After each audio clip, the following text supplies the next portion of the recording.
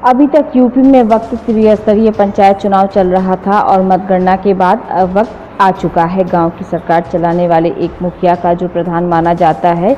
ऐसे में हमारे साथ बात करने के लिए उन्नाव जनपद के अंतर्गत आने वाले सबसे चर्चित विकासखंड हिलौली की ग्राम सभा चकसरैया में राजनीति में उतरे 1 वर्ष पहले आशीष वर्मा को ग्रामीणों ने एकजुट होकर गाँव की सरकार चलाने का कार्यभार सौंपा।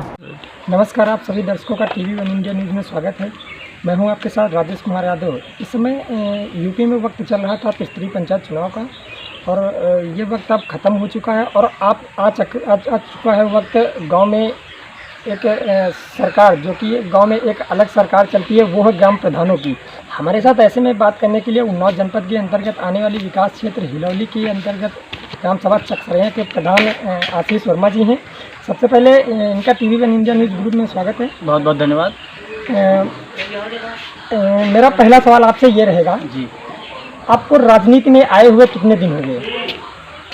सर्वप्रथम मैं आप लोगों को सूचना ये देना चाहता हूँ कि मैं एक अधिवक्ता हूँ, जो कि उच्च न्यायालय, लखनऊ कोर्ट, सिविल और हाई कोर्ट में प्रैक्टिस करता हूँ। मैं गत वर्ष मेरा ये चकसरैया मेरा गांव ग्राम सभा है, जहाँ की हम और ज़्यादातर छुट्टियों में आते थे। तो मैं देखता था कि पिछले लॉकडाउन में मैं यहाँ रहा, मैंने देखा कि जो मौजूदा प्रधान रहे उनकी कार्यशैली बहुत ही असंतोषजनक रही। उनकी क्रियाशैली से मैं असंतुष्ट था, क्योंकि उन्होंने 10 सालों से ये प्रधान रहे गांव में और उनकी क्रियाशैली इतनी निराशाजनक रही, क्योंकि नालियाँ, सड़कें, तरह तरह के और भी कार्य इन्होंने बिल्कुल बखूबी अपनी जो इनकी क्वालिटी होनी चाहिए, जिस तरह से कार्य होना चाहिए, उन्होंने बिल्कुल नहीं किया। क्योंकि हाँ, मुझे लगा जब मैंने साल भर पिछले लॉकडाउन में जब मैं यहाँ रुका, मैंने देखा कि हाँ, ये कार्य मैं बखूबी से निभा सकता हूँ। तो मैंने इस पंचायत की जिम्मेदारी ली कि हाँ, अगर मैंने इस क्षेत्र की जिम्मेदारी नहीं ली तो हाँ, मैं ये जानता हूँ कि इस ग्राम समाज का पतन लगातार और निरंतर होता रहेगा। इसी वजह से मुझे इस राजनीति में आने का सबसे बड़ा परिणाम और सौभाग्य मैं कहूँगा कि हाँ, चकसरैया में मुझे आने का सौभाग्य प्राप्त हुआ। और एक चंद लाइनें कही गई हैं कि राजनीति में ना हिस्सा लेने का सबसे बड़ा कारण यही होता है कि अयोग्य और अशिक्षित व्यक्ति हम पर शासन करने लगते हैं। तो ऐसे में अगर देखा जाए ग्रामीणांचल एरिया की बात करें तो यहाँ सबसे जटिल समस्या यही होती है कि लोगों को राशन ना मिल पाना और विधवा वृद्धा पेंशन से लोग काफ़ी कोसों दूर रहते हैं। और कई गांव ऐसे भी होंगे जिन गांव के साथ मान लो सौतेला व्यवहार जैसे किया जाता है। ऐसे में इन सभी कार्यों को लेकर आपके आगे क्या रणनीति रहेगी? मेरी रणनीति ये रहेगी कि हाँ, मैं जनता से यही अपील करूंगा कि मैं जनता का सेवक हूँ, जनता मेरी जनार्दन है। जनता की भी कोई भी सेवा होगी, मैं उस सेवा का बहुत ही बखूबी से निर्वहन करूंगा।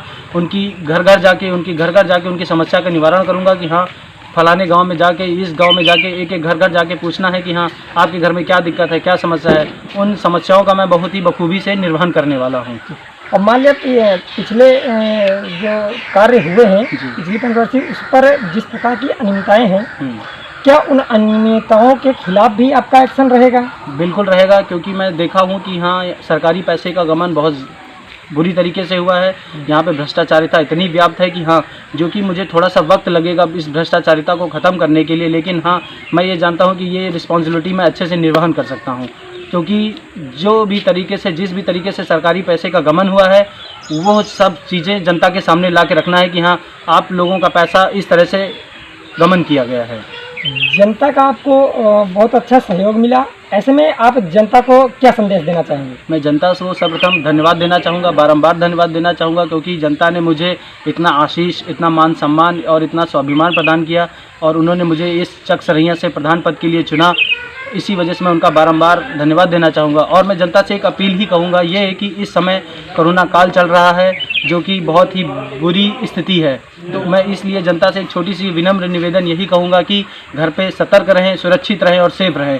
ज़रूरी काम हो तो ही बाहर जाएं, अदरवाइज़ अपने घर पर रहें, स्वस्थ रहें, मस्त रहें। उन्नाव से राजेश कुमार यादव की report, TV one India news.